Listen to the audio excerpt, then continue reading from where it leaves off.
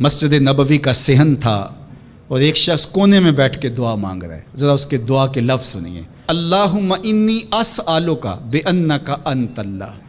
اے اللہ میں تجھ سے اس لیے مانگتا ہوں کہ تو میرا اللہ جو ہے.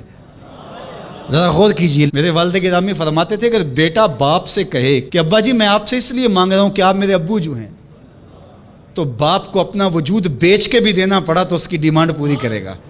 جو اس نے لفظ ہی ایسا کہہ دیا کہ ابو میں آپ سے اس لیے مانگ رہا ہوں کہ آپ میرے ابو جو ہیں، تو میں نے آپ سے ہی مانگنا.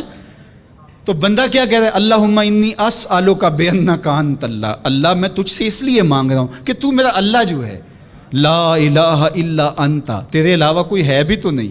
انت الاحد الصمد الذی لم یلد ولم یولد. تو ایک ہی ہے، واحد ہے، اور کوئی ہے ہی نہیں جس در پہ جاؤں. کوئی چوکھٹ نہیں ہے جہاں دامن پساروں، کوئی دہلیز ہی نہیں ہے جہاں جھولی پھیلاؤں. تو بے نیاز ہے اور تجھے نہ کسی نے جنم دیا اور نہ تو نے کسی کو جنم دیا. مالک میں تیرے حضور دعا کر رہا ہوں. یہ وہ دعا کر رہا تھا کہ میرے حضور نے سن لی.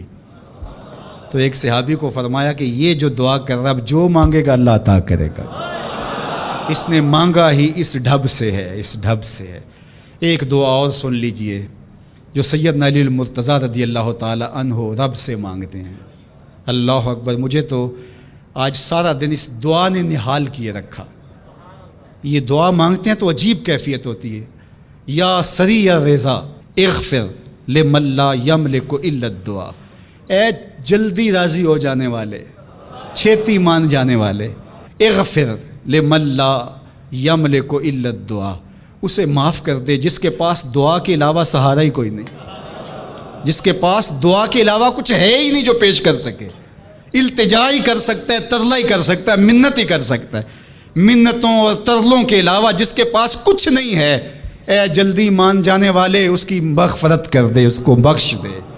اللہ اکبر. تو وہ کریم ہے، وہ کہتا ہے میرے در پہ آؤ تو صحیح، کوئی جھولی پھیلاؤ تو صحیح. ہم تو مائل بکرم ہیں، کوئی سائل ہی نہیں. راہ دکھلائیں کسے راہ رو منزل ہی نہیں. کوئی آئے تو صحیح، جھولی پھیلائے تو صحیح، کوئی طلب تو کرے. دنیا والوں سے مانگیں تو ناراض ہوتے ہیں، اللہ سے نہ مانگیں تو ناراض ہوتا ہے. اللہ کہتا ہے مجھ سے نہ مانگو گے تو پھر کس در پہ جاؤ گے؟ قل ما یعبؤ بکم ربی لولا دعاؤکم. اگر تم نہیں مانگو گے تو پھر وہ بھی پرواہ نہیں کرے گا. تم مانگتے رہو گے، جھولی پھیلاتے رہو گے، وہ اپنی رحمتیں تمہارے دامن میں ڈالتا رہے گا. اس کے خزانوں میں کوئی کمی نہیں آتی. ہر بندے کو اس کی ڈیمانڈ کے مطابق، چاہت کے مطابق، طلب کے مطابق، آرزو اور تمنا کے مطابق دے دے. اس کے خزانوں میں پھر بھی کوئی کمی نہیں آتی. تو اسی سے مانگیں.